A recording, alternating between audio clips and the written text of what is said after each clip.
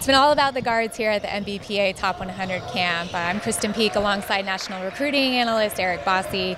Eric, we've had a lot of top point guards out here. We got Emmanuel Quickley, Cole Anthony, Ayo Dosunmu. Have the point guard matchups led up to the hype?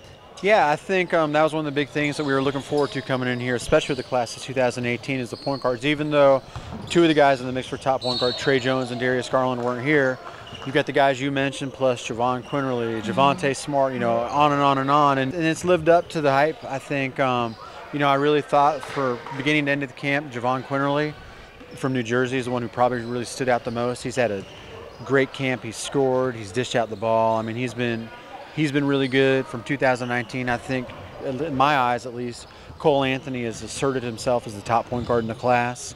And Ashton Hagans is really good too. He's probably the top defensive point guard we've seen here. Ayo Dosunmu really had nice moments. He gets to the rim whenever he wants. He's a professional layup maker. So yeah, it's been good. All these guys had their moments, and certainly I think they've been the strength of camp for sure. Noticeably absent from the camp are some of the top players from the 2018 class: Marvin Bagley, Bol, Zion Williamson, the bigs. Have any of the post players stepped up at all? Yeah, I think Simisola Shittu from Canada and Vermont Academy really had a chance to step up, and he's been dominant. I mean, probably the most dominant player in camp, period, regardless of position. He's scored at will around the rim. He's rebounded the ball well. He's been very aggressive in an attacking mode, and so he's been good. And I think the other big guy from the class of 2018 who stood out for me was David McCormick. Just seeing the work he's done to get himself into shape. He's a big, powerful guy, but he's leaned up, gotten quicker, dominates the glass. He has some touch, some skills, so he's kind of a throwback big who's capable of playing a new age style. And then I think in the class of 2019, it's really been kind of a statement week for Jeremiah Robinson.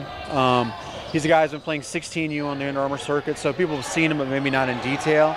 And he's more than held his own with the bigger players. Has showed skill, has always been kind of the right place at the right time. So those guys kind of stood out to me.